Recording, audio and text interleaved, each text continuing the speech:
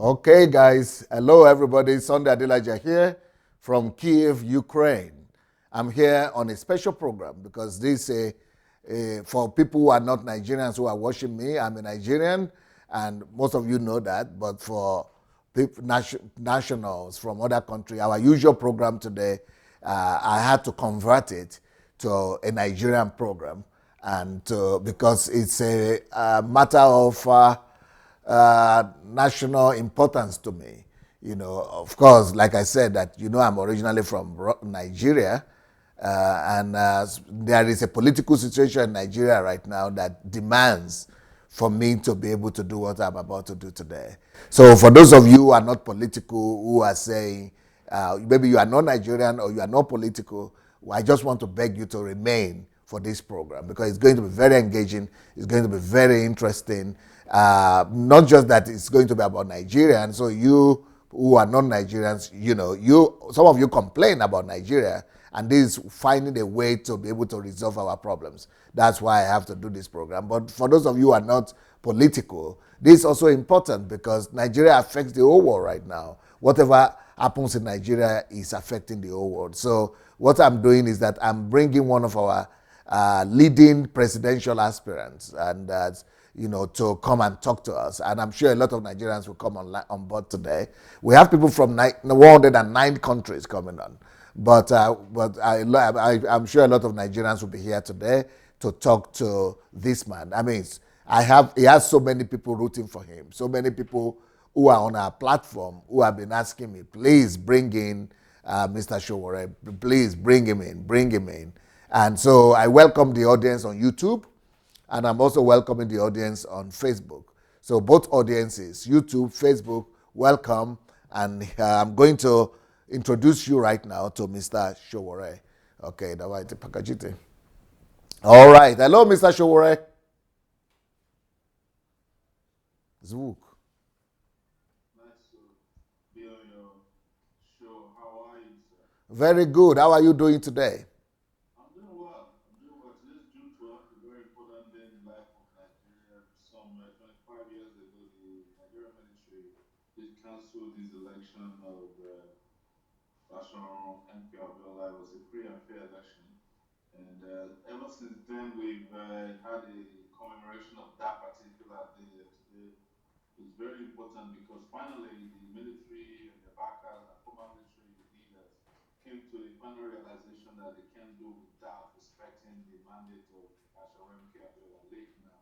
And they finally gave him a national award, invited his family to Abuja today, and we went to his house just to defy their own agenda because as part of our campaign, on June 12th in Abeokuta, in his hometown, we announced that we would make June 12th Democracy Day. And suddenly the government stole the idea and gave Bashir Abiola the honor that everybody's talking about today. And they now finally said June 12th is going to become Nigeria's Democracy Day, something we've been saying since I think 1994. So today now, June 12th, has become Nigerians' Democracy Day. That's not only what happened. A national award of the highest order, only reserved for presidents or former president of Nigeria, was also conferred on Abiola posthumously. That is unbelievable. That is absolutely unbelievable. That is that's victory to you, the democracy team. Yes, it's victory to the pro-democracy movement, but most importantly, it's victory to take it back our movement that made a declaration a few days ago saying that that's what exactly what we're doing when we come into office next year. So a lot of people now understand who knows what he or she is doing. Yeah, because you've been part of that pro-democracy movement since you were a young man, isn't it? Yeah, I was with Chief Abiola after he won the election. He was abandoned by his colleagues within the political circle. There's a video of me standing right behind him while he was in front. Okay, is there any way to make your volume Better. Um, Some people. maybe I can get closer to the video. Okay. Can you hear me better now? That might be too. That might be a bit too close. Okay. So let's put it this Like way. that. Yeah. Now it's good. Now it's good. Yes. Can you hear me better now? Is it? Is the volume better now? Yes. The All right. volume is good now. Probably I have to also increase the volume of my voice. Yes, please. Yes. Yes. So yes, you've been a part of this democracy movement back in those days. Yes. Tell us about that. So we have been clamoring for return. Excuse me. Can you move a bit to your is it to the left to your left? No, no. The other is it the other side? Where am I? Okay. Is that to your right? I Yeah. have my camera people just probably moving the Okay. camera. Okay. So hope Good. that's Good. okay. But Good. it's Excellent. better. Excellent. All right. I hope this is better now. Better. Very good. Very good. Yeah. So, about 1990, since 1990, as young students in the university, we've been battling with the Nigerian military led by Ibrahim Babangida, general, to return Nigeria to democratic rule and to allow multi-party elections to take place. As a matter of fact, in around 1990, I think there was, or 1992, there was an attempt to have a sovereign national conference because Uh-huh. we were tired of military rule. We wanted to fashion out a constitution for ourselves and steadily return Nigeria to democratic rule. Having felt the pressure, Babangida they started organizing series of elections, formed two political parties. One he said was to the left, the other was to the right. You know, the long and short of it was that the parties chose Abiola and another guy known as Tofa to run in the election. To be honest with you, as student leaders and as radical young people, we didn't believe in the transfer program and we didn't participate in it. In fact, we discouraged people from participating in it, saying that Babangida could not be trusted. But lo and behold, he shot himself in the foot, allowed the elections to hold, uh, even though he tried to arrest the election through some manipulation of the judiciary. So on June 12th, Nigeria had a peaceful, free and fair election, and Abiola won. But before he could be finally declared as the winner of the election, they obtained another court judgment saying that elections weren't free and fair. It was Babangida playing another game on the Nigerian populace. And the elections were annulled on June 23rd. At first, we thought it was a joke, and then when we realized it wasn't a joke, we thought we could reverse it by putting pressure on Babangida. And that was the beginning of our woes in Nigeria. That particular period led us to organize a series of protests, strikes, labor movements all across the country, student movement all across the country. A lot of groups, young people, fought and protested against that norm. So that's how it started. So I the think, government. sir, I'm going to ask you, maybe your team, to help bring your mic closer to maybe closer up. I think that's where the issue is because a lot of people here are saying they need to hear their president. They are calling you president. So, so the voice is not loud enough. Is there any way to move it up a bit? That mic? Hold on 1 second. Let's see if we can do a mic connection. The voice is not loud enough. We are trying to change the microphone now. Let's see what happens. Okay. Hello, guys. They are trying to change the microphone over there in Nigeria, and they are working on it. So please don't be offended, all the people who are here. Can you hear that? Hello, guys. They are trying to change the microphone over there in Nigeria, and they are working on it. So please don't be offended, all the people who are here.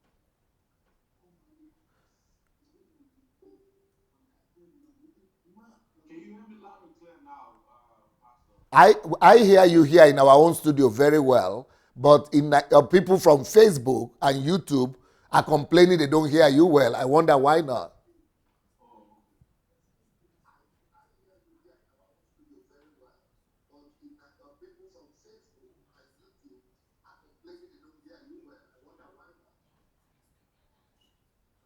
Yeah, that might help.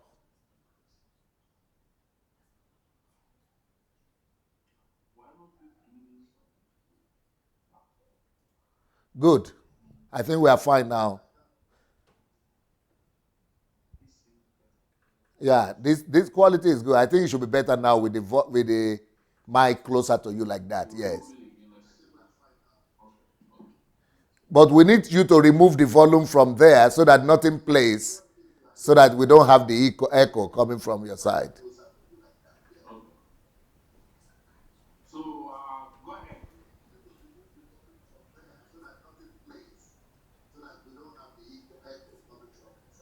We're good. We're good. Can you go ahead and ask the next question? Yes. There's a little delay with this new adjustment.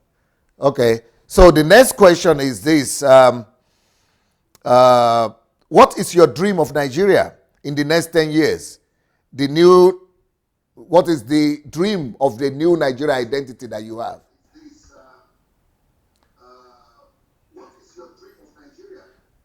I'm hearing my voice. I think there is something playing there. They need to do something about reducing the. First and foremost, we need a Nigeria that's secure, where the bloodletting and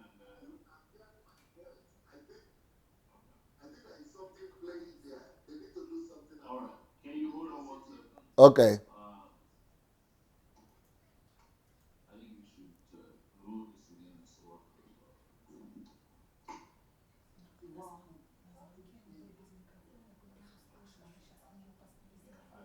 hello. Hello? Yes. Can you hear me now? Yes. Well, what I was thinking is that maybe we should actually remove the microphone and try to do it directly without microphone altogether. Yeah. Just use Messenger.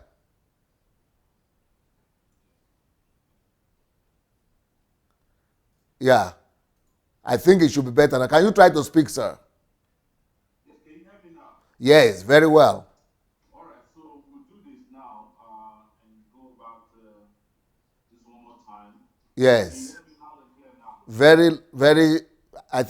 I'm hearing you loud and clear, but the most important thing, there is no echo now. All right. Very good. So Are you people hearing? Are the Facebook people hearing him? loud and clear too, and I think it should be fine. Okay. Just make sure you speak up, sir. I will try to speak up as loud as possible. Okay. Yes, your dream of Nigeria in the next 10 years.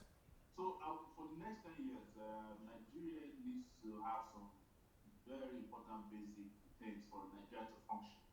And one of it is electricity.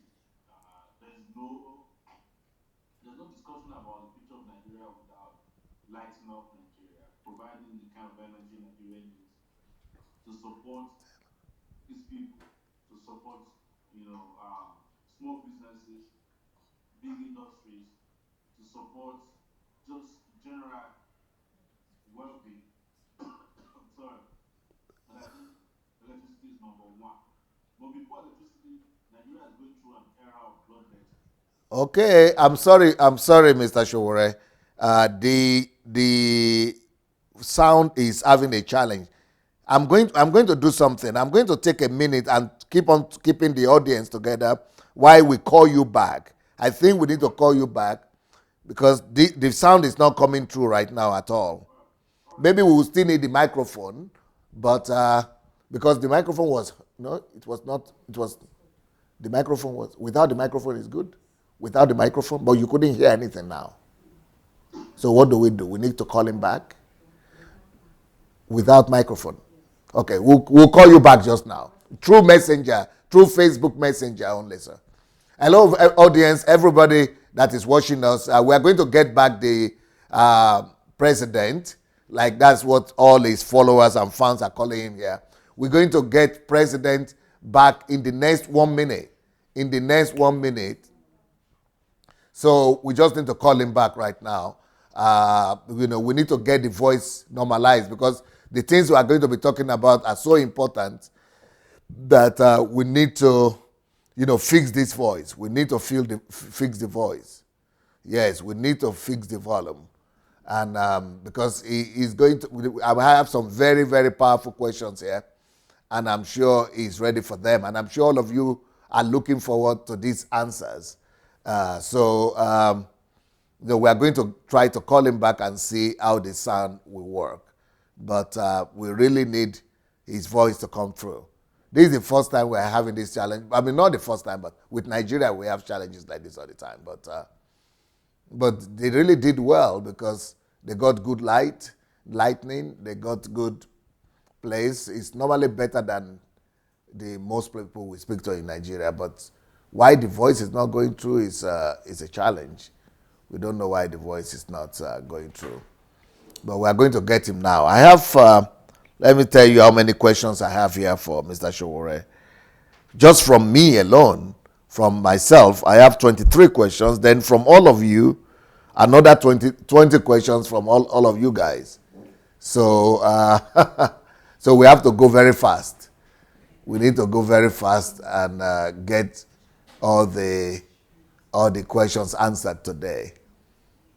Somebody is not interested in getting this thing through. Satan doesn't want this thing to go through for sure.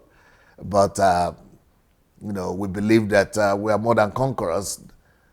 People should hear the answers from Mr. Sowore this time, by the grace of God. So we are going to try to do something about this volume and fix the voice, because he had said a few things. For those of you who didn't hear what he was saying before, what he was saying before previously was that today was declared, the 12th of June was declared Independent Democracy Day in Nigeria, and that he was part of the movement with MKO Abiola, the president, the guy that won the presidency that time, that was not allowed to resume his presidential office.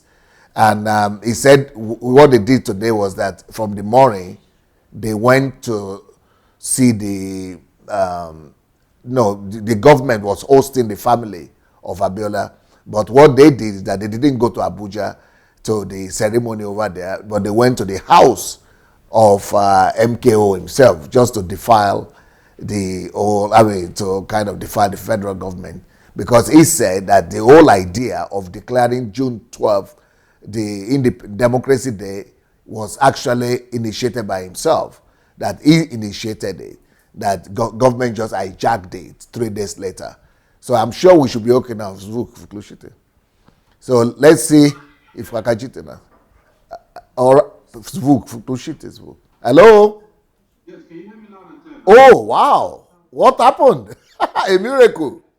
Yeah. This is beautiful. This is good. Okay.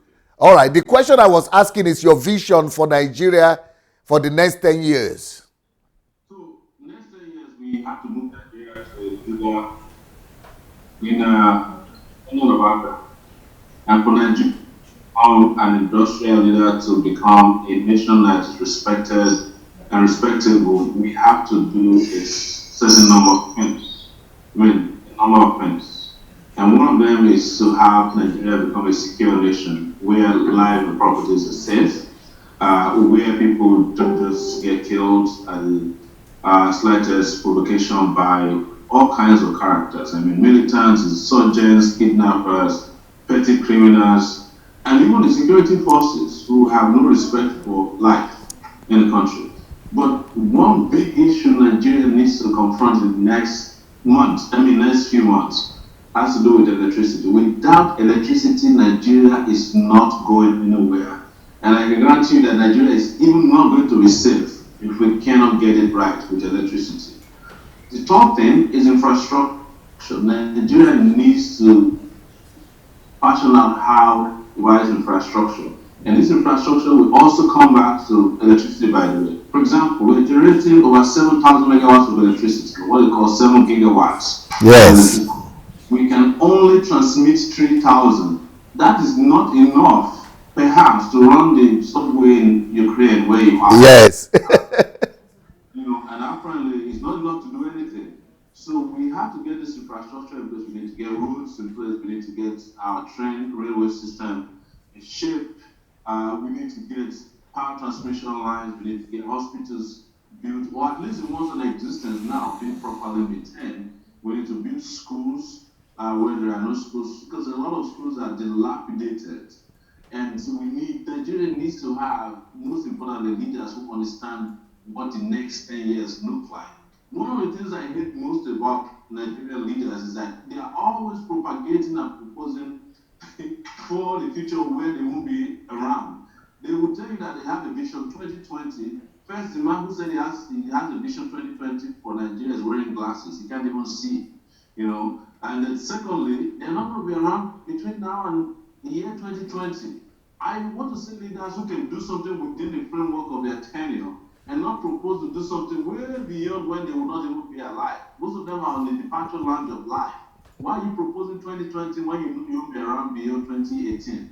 Let's have you tell us what you can do within the framework of your tenure. But we're still talking about 20 years, right? 20 years, I want Nigeria not only become the informational or the technological hub for Africa, it also should become the transportation hub for Africa.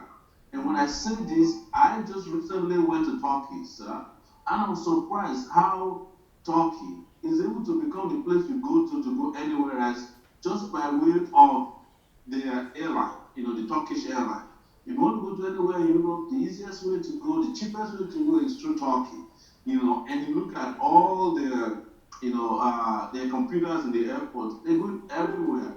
I don't need to think it's leadership that matters. But for you to get there, you need infrastructure. You can't have a country where a plane is landing at the same time the electricity is tripping off. And you want people to make it a transportation hub or a place where you can't even get electricity to charge your phone. It's not going to become a tech hub, right? You cannot have a place where you cannot go to sleep or your kids can't have their homework done because there's no electricity, and you expect the place to be powered to compete with people in the future, especially during this era of artificial intelligence, where people have actually moved away from the technology that we know now, which is internet-based, to the artificial intelligence era, where your next assistant, your next, even your next girlfriend or boyfriend might be a robot.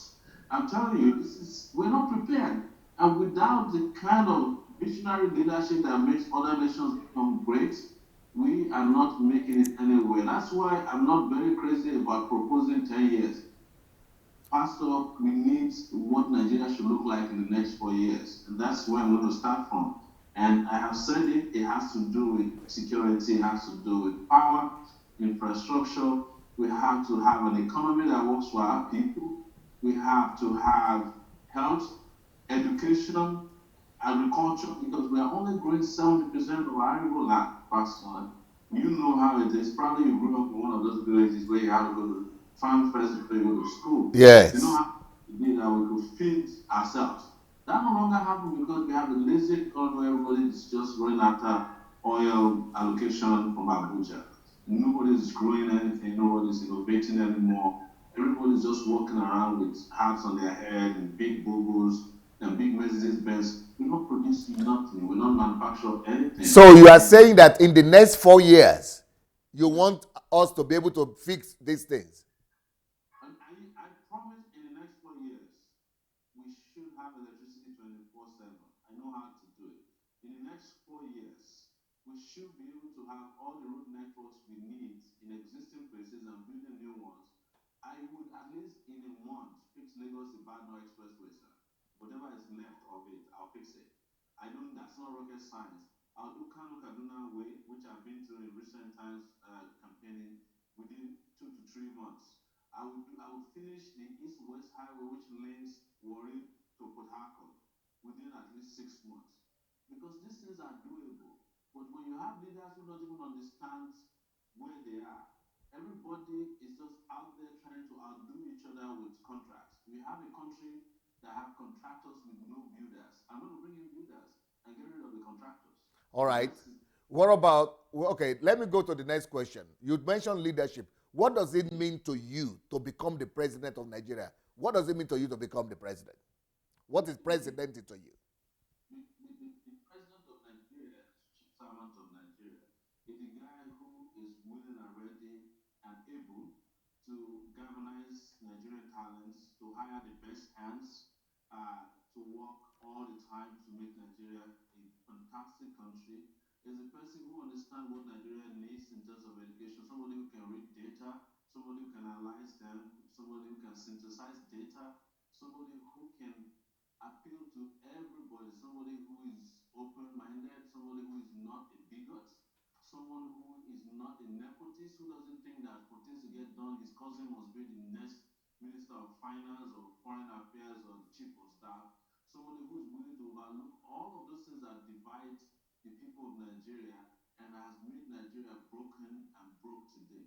Somebody who is willing to embrace, somebody who is humble enough to understand that for a country to work, you just have to work with a lot of people, a lot of interest groups. I have said it, Pastor, Nigeria is not complex. If it were to be complex, it won't be so easy to steal the place blind. It won't be so easy with complex crimes, you know. It's not complex. And Nigeria is not big. I've traveled almost around Nigeria in the last 3 months since I declared to run for office. It's unbelievable how quickly and how easily you can get around in Nigeria, even with the bad roads, because it's not a big place. Yeah, compare Nigeria to the US or to Russia, it's like very small. Nigeria is just twice the size of California, and there are 50 states in the US. And I've lived in the US for 19 years. So don't let anybody deceive you about the complexity of Nigeria. You know, I met one of the former governors in Abuja. We had a small altercation, and he started saying, "Oh, you need to be a former governor. I'm a commissioner." And I said, "No, I don't have to be.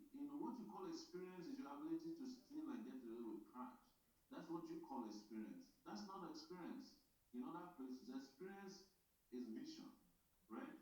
Driven by a belief and conviction of the past that shows that you can get things done. And you've seen the countries that have been driven by the best leaders. They're not necessarily the leaders who have been former president. If experience could help Nigeria, we should be doing so well because we had two former presidents come back several years later and govern Nigeria, and they just succeeded in running the place to the ground. All right, you said that Nigeria is not a complex question. Let me now tell you where the complexity is. Most Nigerians will not believe in what I'm about to say now, but that is the truth. Many people believe that Nigeria is a rich country, that we are wealthy. How can we be so wealthy and we are living so poor?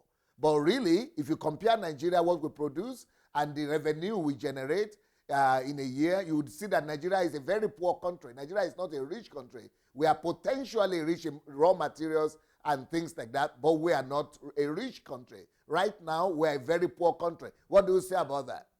I disagree with you. Okay. The reason we are poor is application of our resources.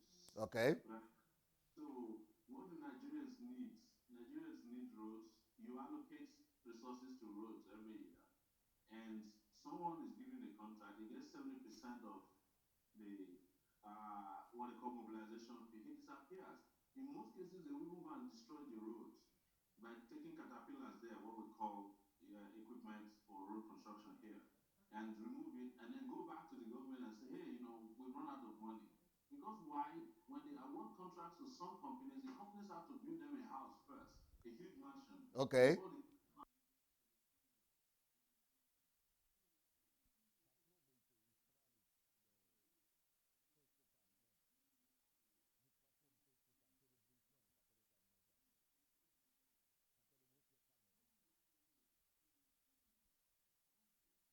Ukraine. I'm not saying that there are no corrupt people in Ukraine, but I've not heard in so many countries where three people can walk away with $3 billion. It's impossible, yeah. Hospital, or you have a former first lady who has 15 accounts with average of $5 million in each of them, Wow. and she's rolling around in wealth. She has a hotel everywhere. She's never worked before. She even openly admits that she's a permanent secretary in a state where the salary is less than 300,000 naira per month. But this one has a lot of wealth. You talk about a country where you say, well, you're not rich, but people are not making sacrifices because you have senators who are taking home the salary. There's a tool we just set up on my Facebook page. You can calculate how much you make now and compare with what you will be making compared to Nigerian senator. And you'll be Yes. surprised. If you're earning 300,000 naira a month, it will take you almost almost 8 years to make the same amount of money a senator makes in a month. Wow. Yes. So that's where the difference is. Now, but what will you say, sir, about the fact that Nigeria doesn't have industry and our people are not producing? Our resources are very few. Even the ones that are stolen or the ones that are being lost to corruption, by the time you return those ones, it's still not enough. We need to build industries. We need to raise the productivity of our people, isn't it? Well, you have to understand what is the meaning of industry these days, right? And we have to think about that holistically. For example, if you look at the stock exchanges of New York, probably London, and some other places, the companies that are doing well are not countries that are producing steel. I'm sorry, companies, or they're not producing steel. They're not producing anything big. They're technological companies. They are health companies. And these things are things that we could have produced if we had the kind of leadership that can allow for the objective conditions for Nigeria to even partner with other places. I'll give you an example, sir. You go to Turkey, right? And I keep mentioning Turkey. There are power banks, they call Anchor, right? I heard about them. I heard that they come from Turkey. Don't quote me. I may be wrong, but the person who gave me one said they are produced in Turkey. And they may not be owned by Turkish nationals. They may not have the invention, but it's being produced in their country. Reason is that somebody will take companies to produce stuff that are invented somewhere in Turkey because it's cheaper to produce them there. They hire the people in Turkey to do the work. But in Nigeria, how do you even come near here to produce something invented somewhere when we don't have electricity, when you don't have roads, when there's no guarantee that you can even get from your house, which is 10 minutes from the airport, and make it down there safe? So these are the things that we don't have working for us. So what you then have left is people just giving excuses. We have leadership by excuse, where each time you challenge them to do something, they say, "Oh, we don't have enough money. Our budget is not even as big as that of the fire department in New York." And I challenge them. Every year you have a budget of the fire department, buy enough fire engines, right? Next time, if you have a budget that is of the education department, build enough schools. Because if you have enough schools, you have enough fire engines, and have enough roads as the city of New York, we'll be doing so well in Nigeria today. So, Mr. Sowore, you believe that our main problem is with leadership? It is leadership. There's no question about it. Everybody that studied it said it is leadership. Those of us who are looking at it, even traditionally and conventional, knows it's leadership. And there are leadership in several ways. There are leadership that have no vision. There are leadership that are selfish and wicked. And there are leadership, there's also the leadership that don't care about anybody. And there's leadership that takes care of itself only. And so the leadership that is without vision, as you know, is what we have here. We've not had any leader that you can look at and say, "Wow, I want to write a book about this guy." I don't think Nigeria has had that, not during my lifetime. We've always had leaders that were like, "We wish you can take to the International Criminal Court to face charges." Okay, now you said Nigeria is because of if Nigeria is the leadership issue. So where will you find it? Because you just said it now that the politicians tell you that the money we have is even less than the fire department of New York City. So how will you use that to be able to fix electricity? And we know that to fix electricity in Nigeria, we need up to $50 billion. That's correct. But these are the same politicians that tell you that you don't have budget for anything, who are buying jets, right? And we are probably the second largest owners of jets besides China ahead. Again, I don't have the accurate statistics, but we have a lot of jets, including among you guys who are pastors. That is mainly from the pastors, I guess. No, there are bankers. There's virtually no bank.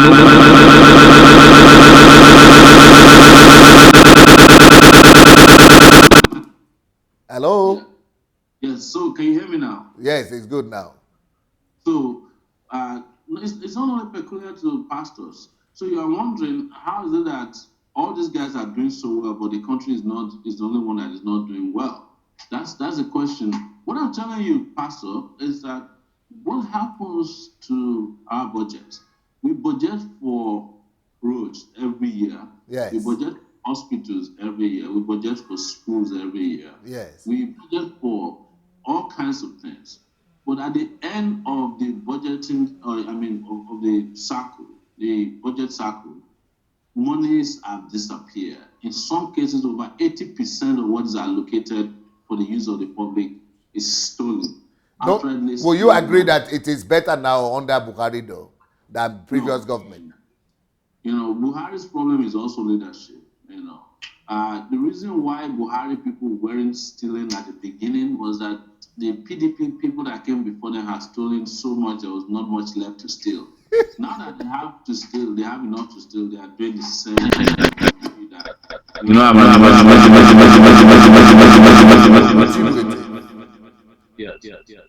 Yes, I've reported on these things. I know how frustrated I've taken them on regarding this issue. They are stealing as much. Oh my God. We have a challenge with your voice. I don't know. Can you hear me clearly? No, big echo coming from your side. Can you hear me now? It's still bad. Okay. Can you hear me now? We were doing well a few minutes ago. Hello?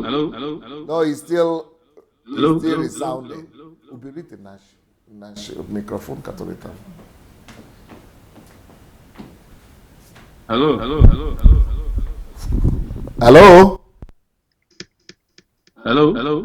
No, it's still resounding. Okay.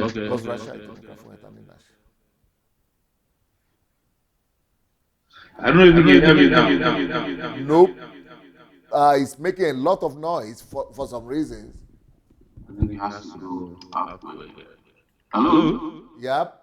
It's better. It's slightly better now. Okay. Yeah, good. Good now. Okay. So the excuse you get from this guy is that, we can't do this, we can't do that. It's just excuses and excuses and excuses.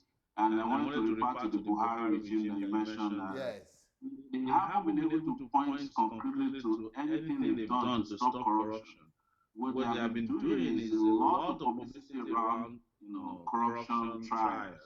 And but you cannot, for example, they haven't been able to publicly tell us who they recovered money from, which was their promise, and how they recovered the money, and who did the recovery. Because what we learned is that there are members of the regime who actually go out there to make deals with corrupt people.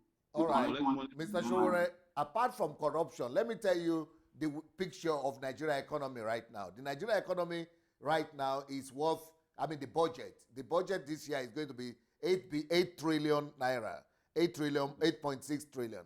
Now, out of that 8 trillion, the recurrent expenditures, the things that they are paying the salary for the states, what they are giving to the states, salary, everything, out of 8 is almost 4. So half of our whole budget goes to pay salary for civil servants. And then the capital expenditure, the capital things that the road and all those things you are talking about is 2.5. And then they are still using 2. That means we have 4, 2. So that is 6 out of 8. Then 2, they are using 2 to service debt, to pay their debt. So where will our money is already spent. How will you redirect that money that is already spent to where will you take money to do all the things that you plan to do? Okay, here is how I break it down, Pastor Adelaja. So you have a budget that says 8 trillion naira. Yes. Is what we're spending. But then you peg the price of crude, which is our major export, yes, at $1 per barrel. Yes. And 2 months into the year, you're selling it at $70 per barrel. Now at 72, meaning that for every barrel you're making $20 extra. And this is not in the budget. That means you have $20 to play around with over and above your budget. And this is there for you to use in improving the lives of your people. But what did our people do? They came to us and say, hey, we have SS crew, that's what they call it. Yes, SS crude account. Yes. And they allocated it to Boko Haram, fighting Boko Haram again. Most of that went to America to deliver some super tucanos that are not coming our way in 2020. And the rest, nobody knows what they're going to do with it. This is how I explain this to you. Well, here is another truth about what we are making. So our budget is 8 trillion. This year alone, we made almost 3 trillion or 4 trillion, according to them officially, from the Inland Revenue Service. They made almost 1 trillion to 2 trillion from customs. That's 6 trillion right there. Yes. And then they made about 1 trillion from the Nigeria Port Authority. Yes. The EFCC said they recovered 500 billion this year alone, and they told us that we're going to invest all this in the budget. So between about 4 agencies, including JAM, by the way, they said JAM is doing so well this year. We always pay for our budget without touching our oil revenue. So where's the rest? So when you ask them about it, they'll say, oh, our foreign reserve is improving. Foreign reserve don't mean nothing in the life of the people at home not doing so great. I'm just breaking this down, not to you. I know you're asking me tricky questions. You know the answers yourself. I listened to you in the past. You know what is going on in Nigeria. But I am just telling you that even by their own admission, a lot could be done with the little they claim we have. But again, without a leadership that understands how to manage resources, how to think through making this happen, without making the kind of partnership that makes things work, bringing in investors that could make some of these things easy to do and build, you're wasting your time.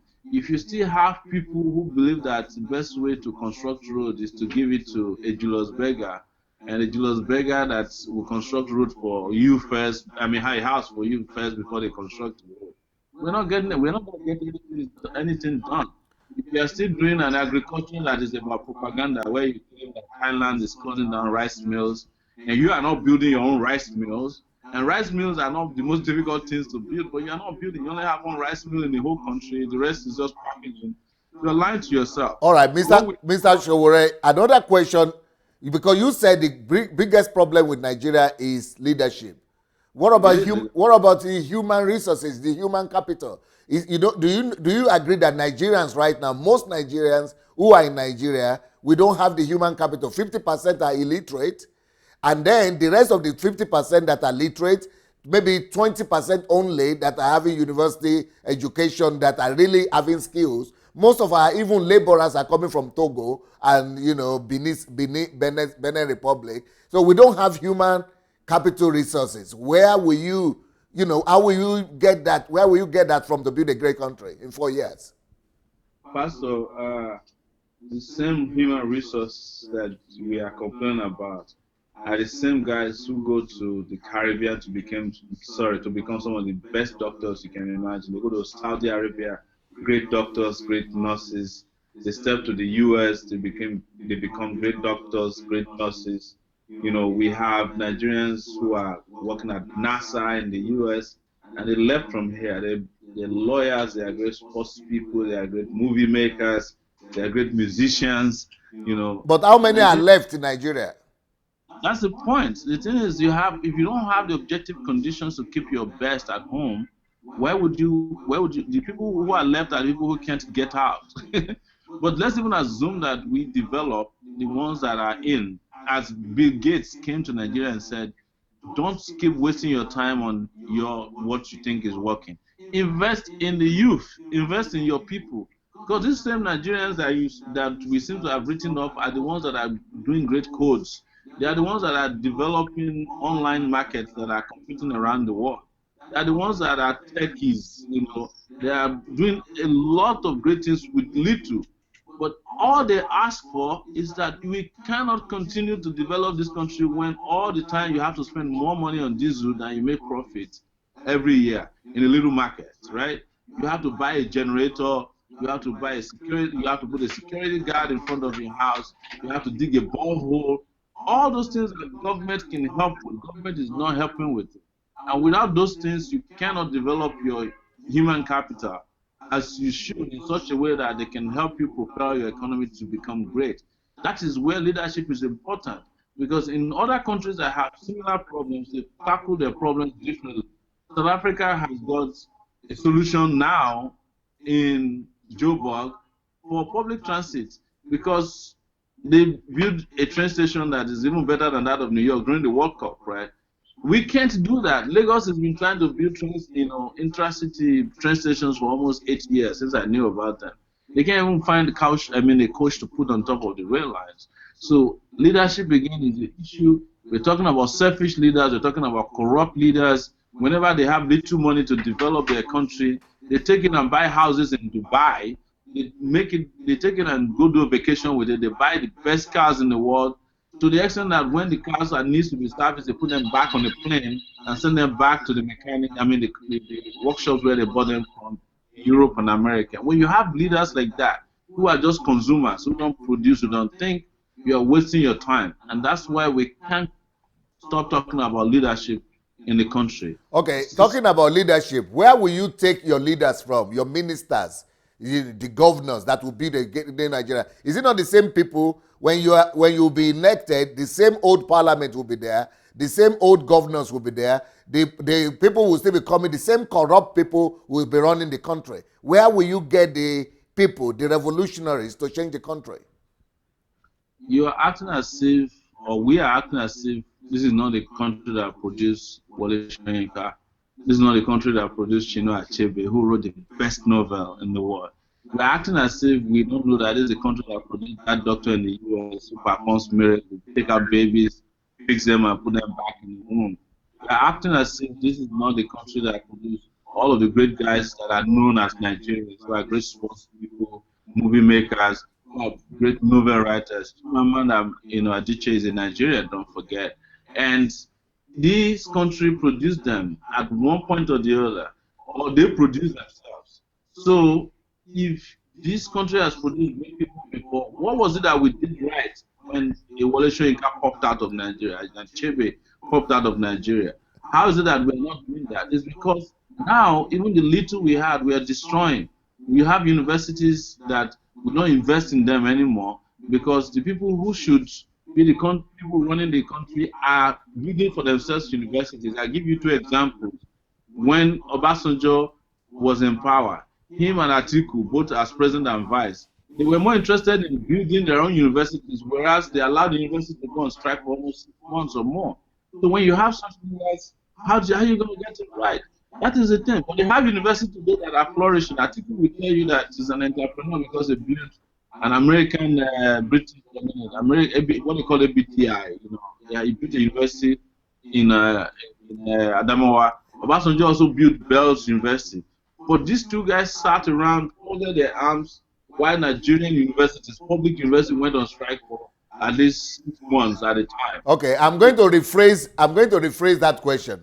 The question is that for you to run a country, there is the need for the participation of the citizens themselves. So for you to say, for example, I need 36 governors, let's say 30 ministers. Those 30 ministers must represent some certain states or some constituencies, and it's the constituencies that must produce or propose to you that, okay, from two must come from every state. They must propose to you, or they must come from a certain political party. For you to be able to reach consensus, you need to be able to count with the people. And then let's talk about the governors. The governors, the people have to vote for them. So it's not just who you select or I select. The people have to select them. But the same people are selecting the corrupt people. That is the issue. As our people are voting for corrupt governors. As president of Nigeria, you have the power to select your own team. Even if a governor proposes to you a corrupt governor or a corrupt minister, you can reject the minister and look for someone who is not corrupt, and you'll still be fine. Nobody's going to impeach the president for not accepting a minister allocated to him or appointed by a governor. The governors, we all know, are corrupt people. Part of the biggest problem Nigeria is facing today are those governors. These guys are taking home over 2 billion naira per month, some of them for security votes. You don't even know what that means. So, but the president of Nigeria is not under any obligation, either constitutional or moral, to accept a criminal nominated by a governor. He can always say, hey, thanks and no thanks. I'm not that's not the person I want. Buhari did it. He bypassed a lot of governors. The governors were not happy with him. But the reason why Nigerians thought that Buhari knew what he was doing was because they thought after having spent 6 months looking for ministers, he must have found some of the most palliative ministers. Turned out that these guys were dregs. Wow, okay. What about this issue of police brutality and police and corruption in the police? Police brutality and corruption has always been with us, again, because we are living with a constabulary police. The Nigerian police was the same the colonial masters gave us. We need to remove the force from their from their nomenclature so that they will understand that they are for the people. But the reason why the police is brutal is because the average politician or the average military ruler who is in charge of the country is using the police the same way the colonial masters used them. That is to settle scores. And when the police are not being used to settle scores, they are guarding and protecting the children, the wives and concubines and mistresses of politicians or military officers. So you have about 50% of policemen right now carrying bags for people, whereas they shouldn't be doing that.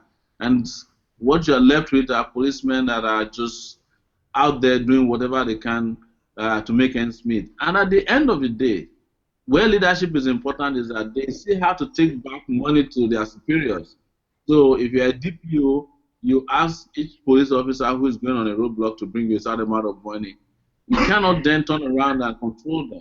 Leadership is key, except we put in place the right kind of leadership for the police or all security agencies. You're not going to have a change of attitude. The attitude is like this because the country is rotting from the top. And I believe that with equipping the police properly, proper remuneration, because the thing is that we are not incentivizing our policemen enough for them to even risk their lives. I have proposed that for every policeman that loses his life or a soldier that loses his life in this country in the course of duty, they will get 10 million naira as insurance, But right now, if a policeman is killed, the moment he's dead, his wife is kicked out of the barrack almost as soon as he's dead. There is no empathy within the force. They don't care about them. Nobody's paying them anything. Even when they're supposed to be entitled to something, it takes them years to get it. Their superiors or the paymasters who work in the pay office are looking to steal whatever is meant for it. Look at our police. There are 80,000 fake police officers. They just detected them about a month ago. And nobody has said anything after that. Because why? Even the process of hiring police officers are so crooked that armed robbers are being recruited constantly into the police force. You have to clear all these processes before you can have a police force that works for the Nigerian people. But they need reorientation, they need proper remuneration, they need insurance, and they need equipment and proper training. I've listened to you a few times, so the recordings and interviews. I've seen that you have criticized Buhari for the way he's handling the Boko Haram situation and that he has failed in the Boko Haram fight. That is one of the places where people give him credit for. Now, are you not afraid, not like fearing, but are you not afraid that criticizing Buhari now with his result over Boko Haram, that you are going to face the same challenges because the same army that couldn't deal with it are the same people you'll be working with when you come? How do you resolve the problem of the army as well and Boko Haram?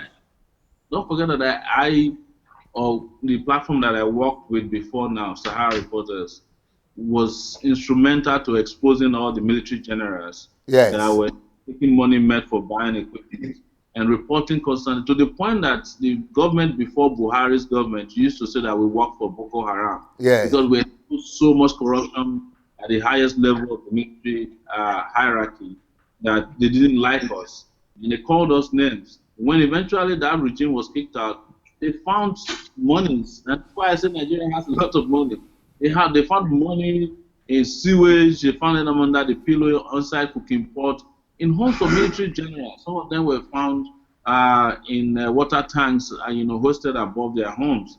And these were things they were doing. But when we were reporting at that time, Everybody said we lied. They blackmailed us, they harassed us, they even threatened me on so many occasions. But as soon as the Buhari regime came to office, they found out that these guys were stealing monies that were meant for buying equipment for uh, soldiers. So it's the same case now. The soldiers that are willing to fight are there ready to fight. We used to have a lot of them report on lack of equipment, water, and general welfare to us. They told me repeatedly that Boko Haram would be and could be defeated if only there is general will at the highest levels of the military. Well, here is what happened under Buhari. When he came into office, we reported that his chief of army staff bought homes in Dubai. They did nothing about it. So you keep the same guy, probably now he's bought the half of Dubai. Who knows? And where do these monies come from? From money that are supposed to be meant for buying equipment. When Buhari came to office, people said, do not incentivize Boko Haram by paying them ransom. We were paying ransom to Boko Haram at the last count. Boko Haram had been paid £5 million. You also heard from BBC, not Sahara reporters now, that at the time that Shekau was supposed to be killed, he had already been rounded up and he was pinned to a corner by Nigerian military. He got a call from Abuja not to act anymore. Shekau was able to get away. So when you look at all these scenarios and all these variables, you understand why I said Buhari can't fight Boko Haram as much as someone who has a vision and the determination and the will to really have the military do the right job. Okay, you say Buhari has done so well, but Boko Haram was in another school in Dapchi the other day, picked up 110 girls. Within 3 days, they smiled into town, rolled into town in their Hilux vans, and dropped the girl, even addressed the rally after supposedly or reported they were paid ransom. So when you have all of this combined together, you can understand why we said he's not doing well. There's still a bombing today in Maiduguri that killed 2 people. Suicide bombers are still roaming the place. Maybe people have just become so accustomed to Boko Haram doing what they like that nobody really care about them anymore as to think it's still a problem. But I know as someone who's been reporting insurgencies that it's still a major, major problem and it cannot be resolved by President Buhari, who, by the way, promised he was going to do something about them 3 months after coming to office. We are 3 years into his tenure now. Now, everything you have said so far regarding the police and the army, everything is having one connection or the other to corruption. How do you plan to tackle the issue of corruption nationwide? If ministers are corrupt, police is corrupt, army is corrupt, citizens are corrupt. First thing is that we have to fix our procurement system. The problem, the reason why it is still in Nigeria is that we are still doing things in analog ways. So people still go around with checks. They still have bank managers who move cash into places for them. We do not have a system that is foolproof in terms of, where's money moving around to. We still don't have a situation where financial intelligence is capable of detecting large movement of cash, and when they do, they are compromised such that they don't report it to the authorities that are necessary to know. Because there is no time that a lot of money is moved around without paper trail. I know this because that's how I get my secrets as Sahara Because there's always going to be a banker who signed off on something before it goes somewhere else. And all these accounts that money move into, they are very easy to trace. But our procurement system is still very, very, you see, has like huge loopholes, and that's what these ministers exploit. I don't see any reason why for the contracts, not in this era. Contracts are supposed to go through a different person, but if you look at it, part of it is also the lack of transparency. Most of these ministers go create the companies first, and then they award the contracts to companies that are owned by their children who are below the age of 12. In some cases, some of them are 6-year-olds. If I'm president, and when I'm president, I'm going to ensure that every registered company in Nigeria is accessible online. The CAC website is a place where you can go and download the owners of companies. If they change the ownership, you'll be able to find it. So that you can tell when the contract is awarded to somebody who's fictitious, that you can easily just cry out. Or if you know that the company belongs to the minister and is using fake names on, host names, you can easily detect those things. But right now, You go to the ECAC in search of company information, they give you time. Before you come back, they would have done whatever is needed to hide the real owners of these companies. There's just a lot more we can do in addition to making sure that EFCC is proactive, or not EFCC, but law enforcement agencies, because it's not actually EFCC's job alone to fight corruption. The Nigeria police should be the biggest organization on ground to fight corruption, because that's part of their primary duty and responsibility. But they don't do that because of the corruption in the police force itself. But again, when you change leadership, when you change the processes, corruption will be cut by half in our first year in office, and subsequently we'll be able to save an average of $5 billion every year. I don't. It's unfortunate that because who are ordinary people this year, and then the next year, 1 year after being minister, they built mansions like some of the most expensive cars. They're investing in stocks and all kinds of things, and these things they do in the open is brazen. And when we find out, Mr. Sowore, very clear answer. What about, you mentioned a lot of Nigerians that are doing great stuff all over the world, the ones that have run away, how do you plan to return the Nigerians? Like, for example, you just mentioned the doctors, the medical, all these Nigerians that are doing great stuff abroad. We need them to build a better Nigeria. I'm sure you agree with that. How do you plan to attract the Nigerians in diaspora back home? Let me preface this, Pastor, by telling you how much I've traveled recently within Europe and America, just doing town hall meetings.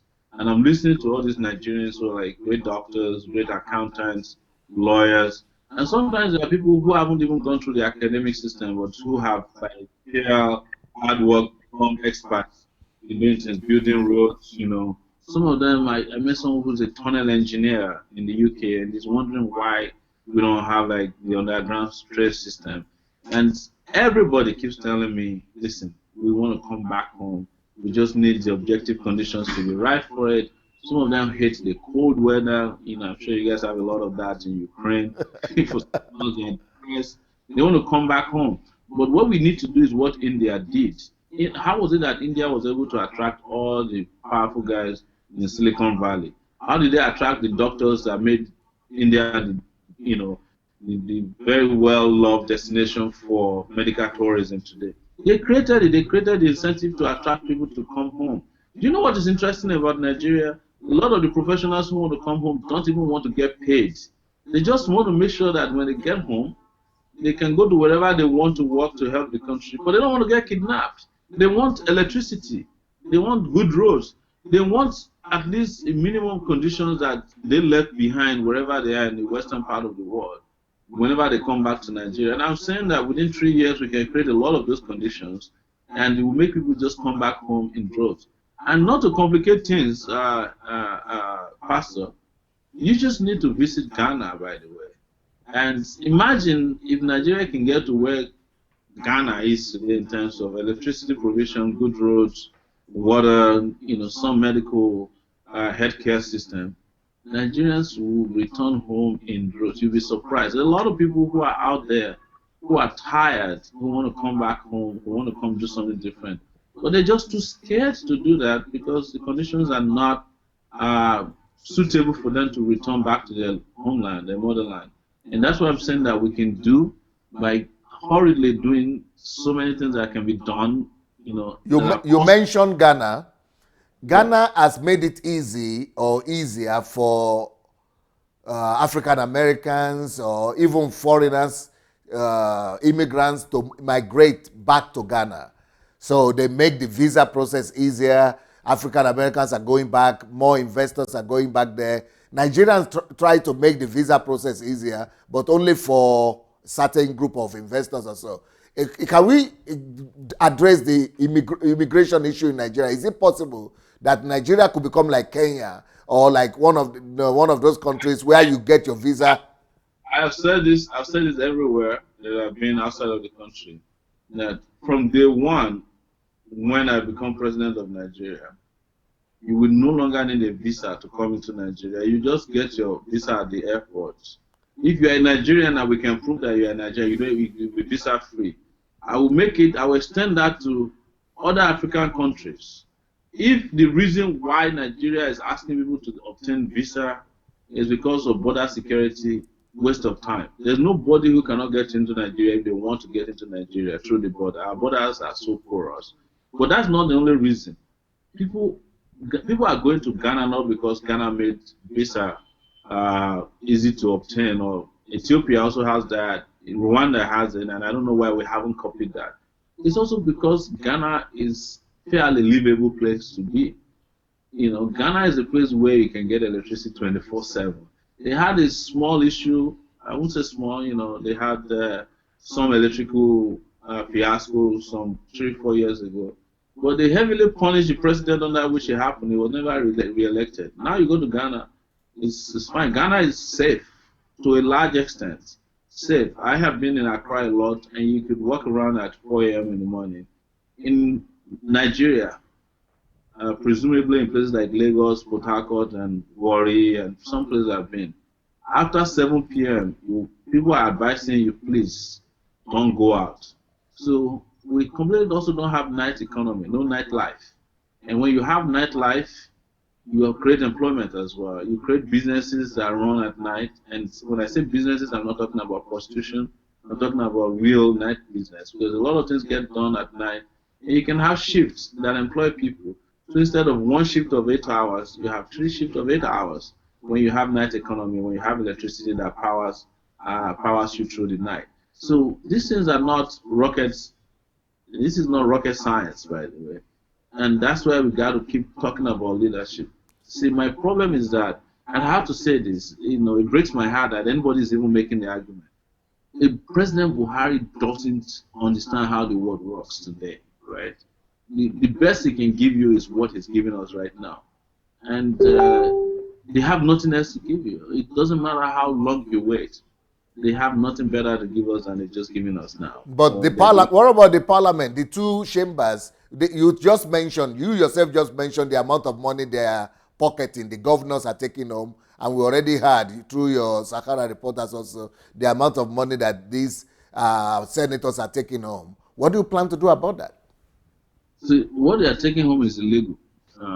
The body that's in charge of allocating resources to them said that they are only entitled to 1.3 million naira per month for what they are now taking 13.5 million naira per month. So we can enforce that. I won't be afraid as president of Nigeria to go to court and enforce that. We can get a court order to say, hey, you can't get paid more than you're entitled to. And if they don't listen, you can let Nigerian people be part of the argument, be part of the engagement, and force them not to fritter away their Commonwealth. I am in favor of a unique camera legislative system in Nigeria. I wish that the Senate can totally just be removed. It's sheer waste of resources. The U.S. has got a $21 trillion economy, I think, per year, and they have 320 million people as population. They only have 100 senators.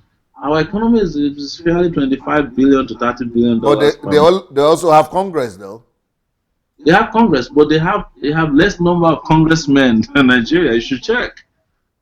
So they have a bicameral legislative system. They have congressmen, and they have 100 senators, and they have congressmen, but I think their congressmen are less than we have in Nigeria, and they have 320. Yeah, we have 450. Yeah, they have 50 states, and some of their states, Texas and California. Texas is almost like Nigeria. Hello. 25. So those guys are smart enough not to have too many lawmakers, But we are here, copycats. We have senators that are taking huge chunk of our resource away. Things that could be monies that could be go into education, could go into road construction, health. We give it to senators who go to the Senate to dance. Most of them, some of them, the only talent they have is, just clowning around. And it's unfair to just unnecessarily and wastefully allocate resources to these guys that. How much do you know about Nigerian constitution? A lot of people are talking about restructuring. And is there anything in the Nigerian constitution that you think will hinder you from performing and from doing everything you are dreaming of right now for Nigeria? I've read the Constitution.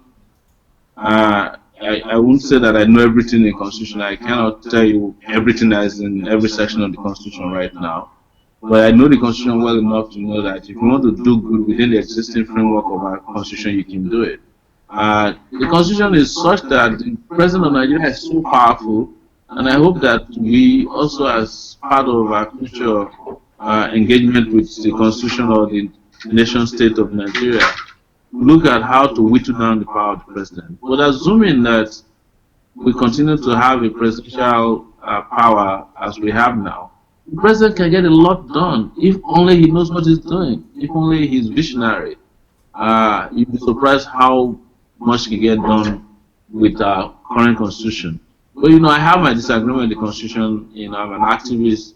I know that Nigerian constitution is a fraudulent document created by the military. But that's what we have right now, and that's what we can work with. And with restructuring, what people who are asking for restructuring are asking for would alter the constitution fundamentally.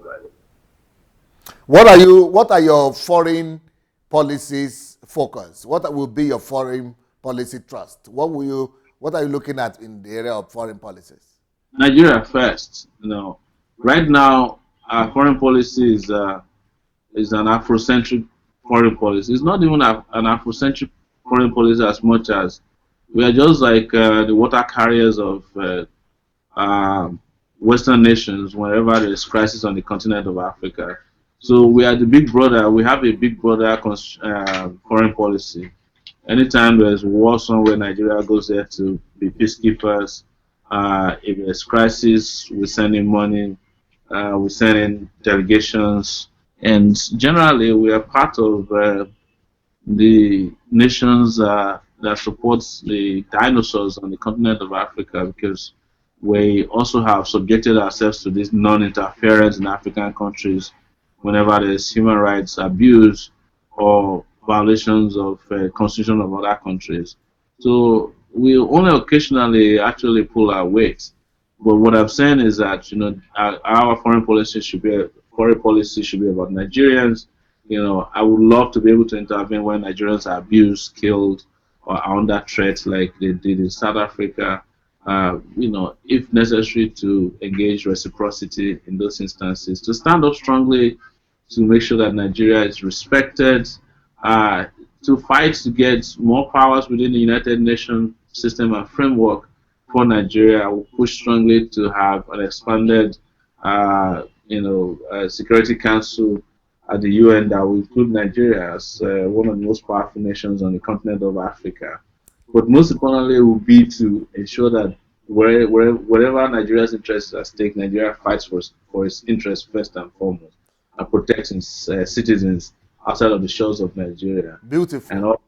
Yes. Nigerians are very concerned about education and medical services. What would you say about those two? Education, we have to declare a state of emergency in the education sector. I tell you, we don't have what we can call education right now. We're just trying to get people literate, and they're getting by. Education is way more than just teaching people how to read and write, and it's very sad that that's where we are. We have to go and take our education apart and put it back together in a way that it's current and it's absolutely supportive of progress for the people especially for the young people. Right now, we're just getting by, and we need to fix that. And it includes fixing our curriculum. We have a curriculum that is very Eurocentric. Everything we do is about other nations. We really teach people about ourselves. We don't teach history because we're afraid of our past. We should confront our past, and history will be something we'll restore back. We will, most importantly, bring technology into our education. I would really, really, really love to see kids be able to use computers as proficiently as kids in other places, kids that I know who are young and have these facilities. and they're not things that are too expensive. We have to make sure our universities are doing research again, and we have to protect students from predatory behavior of our universities and their leaders and professors. There's a lot to be done, but most importantly, also, I think we have to go back to having some kind of, not some kind, very qualitative, free education at the primary and secondary school levels. We have to have feeding programs, healthcare system for students who are going to school, and make it a crime for people to not send their children to school.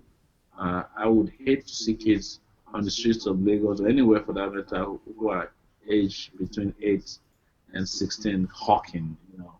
That should not happen. We must put every child in school, back in school, and that's why I say state of emergency has to be declared in that sector. Beautiful. What about the medicine, healthcare? But medical care, we have to start. We have to go to the primary level. And one of the plans we've had and elaborated and enumerated is that we have to have at least 160,000 healthcare workers hired to enter into the hinterland. Most of our parents, most of our brothers, sisters have never tested their blood pressure before. They're just there hoping that miracles will happen when they fall sick. And every sickness in Nigeria is malaria at first until it kills you. So, so these are things that we must get involved in solving right away. And we also have to use technology in fighting, in building healthcare. But overall, I want to create a health insurance system for Nigerians that makes it possible for people to access healthcare. That is, for everybody who is sick, they should be able to see a doctor as soon as possible. And to introduce the use of telemedicine, which is technological, in the sense that if I'm sick, I'm in Nigeria, and if I fall sick, I could call my doctor in the US and have a conversation about how I get treated. And I'll be as fine as if I went to queue up in his office to see him. So what do we do to make those things available? Considering that our tele-density is high now, over 160 million users of mobile telephones are here. We can connect them to the rest of the world somehow where they pay little to get medical advice or medical care from anywhere they want, within Nigeria and outside of Nigeria. But most importantly, again, we have to think about how we pay our doctors well enough, pay our nurses well enough, such that they don't want to run to Saudi Arabia or even Caribbean nations that are smaller than us. What will you say What will about you say about Nigerians? Nigerians? I think I was not having the echo. The echo just came back. I can hear you loud and clear. Okay. Are you sure nobody put on anything in your place? The Facebook or YouTube? No, Okay. we're good. Can you hear me now? Yes. So why don't a lot of Nigerians are troubled and agitated about going out of Nigeria. Some people have said, they are going to form Biafra. Some people want to do Yoruba or Dudua. And do you think that making it possible for every Nigerian to be able to vote anywhere and be elected in any part of the country without that state of origin, code or whatever they call demand, do you think it could bring about the unity of the country? What do you think about one Nigeria? No, unity of Nigeria can't be brought by policy. It has to be brought by justice. Okay. Nigeria has done so much injustice to its people. Nigeria could almost be referred to as a federal republic of injustice. Nigeria has been unjust to Shiites, they've been unjust to the Southeast, Nigeria has been unjust to students, they've been unjust to minorities, they've been unjust to oil producing communities, they've been unjust to all kinds of people, all kinds of groups. That except we start to address social justice as a central plank of our nationhood, we are not going to be able to use policy to bring cohesiveness. It's not going to happen. It's just a waste of saliva. The thing that a big national orientation agency or a guy who knew how to deceive people can bring about unity. It's not going to happen. Everybody, as it is today in Nigeria, almost 80% of Nigerians have mentally seceded from the country. They're just everybody's just waiting to leave. And even the leaders, the big leaders who are doing well, they don't have their kids in this country anymore. The moment their wives are pregnant, they put them on a plane. Probably you have seen, but I sure see them on a plane going to Atlanta and New York a lot, to go deliver babies because they don't want to have Nigerian passport. I think every one of them is waiting to run away.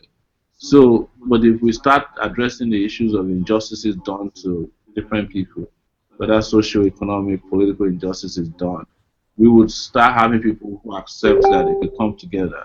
And then most importantly, we have to integrate by way of development. We cannot integrate by verbalizing integration. We can't do it on radio. It doesn't matter how many skits you do on NTA.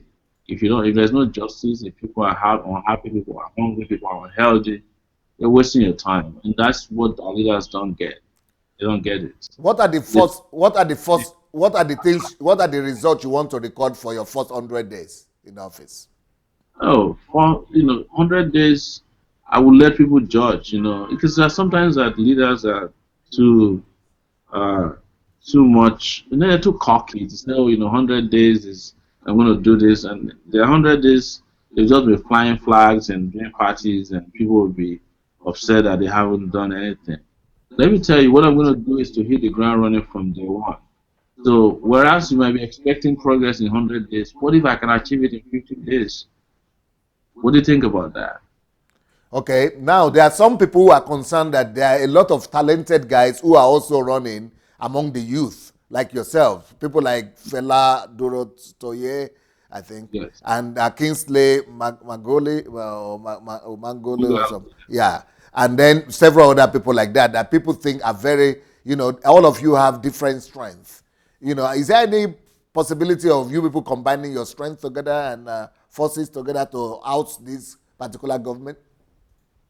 It would be my greatest pleasure if some of these guys could come around and let's work together. Uh, but people are running for different reasons, and I cannot determine why everybody's running. There are more than three of us running. Maybe you can say that the three people you mentioned are the front runners because we are the most frequently talked about. We are the ones. But honestly, I think it's a good thing that a lot of people are running.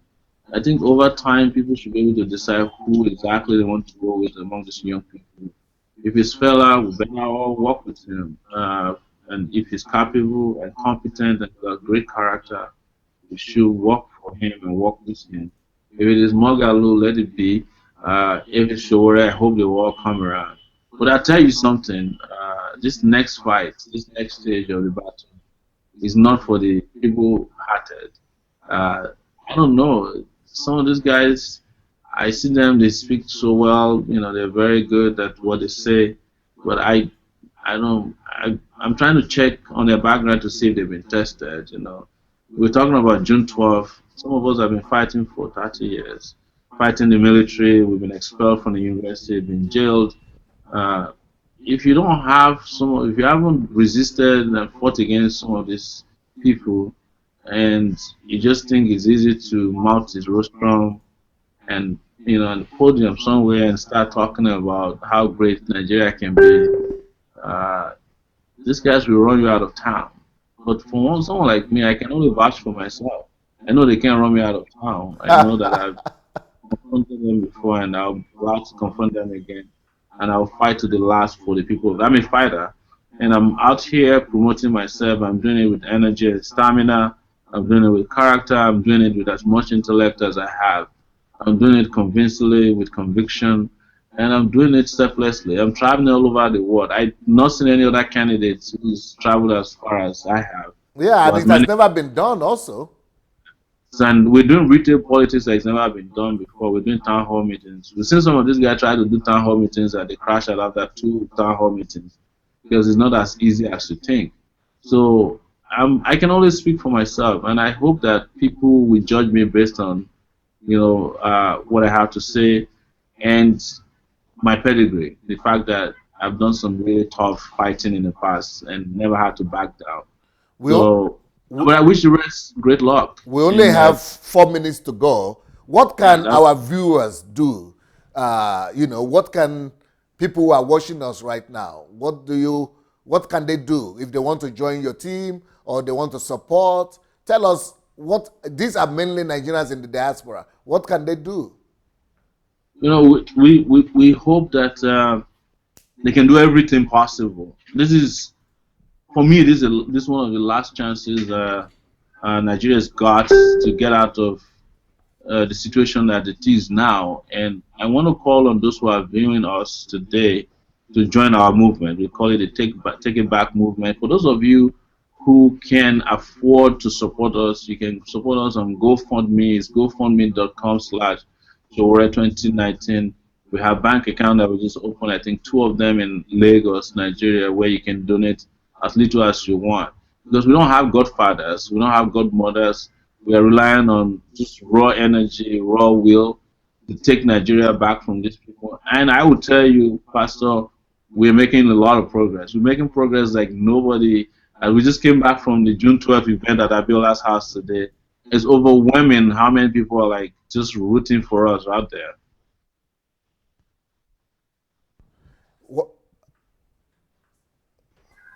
Very good. Good job. You have been able to do something that has never been seen in the Nigerian landscape, political landscape. Never, never. And your energy is enviable. It's parallel to none. I mean, and you are working yourself out. You are giving your, you are, I mean, no. It's commendable what you are doing. And anybody that has eyes to see has to really commend your efforts. You are doing so well. You are doing so well. You are fighting, and you are ready to give your life for Nigeria. Would that be true if I say so? Oh yeah. I never knew that I would live this long. My life, I've been putting my life on the line for a long time. I did it under the military, and I was almost killed in 1994. So, and I supported Abiola to the point that they could have shot me if when they were about to arrest Abiola. I've been doing this for a long time, but it is worth it. It's worth it. It's worth it to fight for 198 million people. My life cannot be more important than that. I don't care about my security. My only security is my conscience, and I know that with a good conscience, we're going to push through, and we can defeat these old guys. We can put them permanently out of business, and we can have a country that can be put in the direction of prosperity, progress, growth, development, and peace. And that is, it would be great to see a different Nigeria next year if only all of the guys who are listening to me through you today can just make up their mind, talk to their parents, get their PVCs, convince themselves, donate whatever they can. I'm actually very shy, and afraid to ask people for money when it comes to money in Nigeria. I hate it because, it reduces the potency of your message to something that, people, oh, is it here to get money? No, I'd rather that nobody give me money, but they can give me their support. I need political capital. I need people to volunteer, to just put what's out there, to say it on their Facebook, to say it as loud as clear as possible that we need to take Nigeria back, and for everybody to make sure that we put our feet on the ground. This is the time to do it, and this is the easiest time to do it. We can take our country back, and we can be in a different direction next year. And when next I come on your show, hopefully next year you'll be talking to the President of the Federal Republic of Nigeria. Okay, now that would be my last question. When you become the President of Nigeria, will you also be as accessible as now? Absolutely. I don't have any heirs around me. I'm going to be the PA of Nigeria, personal assistant to Nigerians. So I'll remain open. And this, we have mutual friends who perhaps after they just got a little office, they disappeared from all of us. Yes. But not all of us are like that. I have been like this for a long time. Even when I was a student union president at University of Lagos, I was the most accessible ever they ever had. I would drive buses when there's traffic. I would do everything I can for students. I'll fight for them, defended them against cults when cult gangs in the university, and I almost got killed. I've always been like this. So guarantee that I'll be back on your show after the election, and I'll invite you to the training, by the way. Well, you have over 20,000 views today, both on YouTube and Facebook. 40,000 Wow. views, yeah, both on YouTube and Facebook. 40,000 views. So, but you know, we want to commend you for your work. You are working hard. I've never seen anything like that before. Not in politics anywhere. And you know, God is going to reward your efforts. And I want to encourage everybody that is watching us to please go and share this video. Please share, share, share. Go and share the video with your friends, with your family. Put them in the inboxes of all your friends. If 10,000 or 20,000 of you, we put them in the inboxes of your friends, you know, and your family members, and just tell them to listen to this guy. I'm sure we might have a new Nigeria come 2019. Thank you so much. Yes, go ahead. Your last word, sir.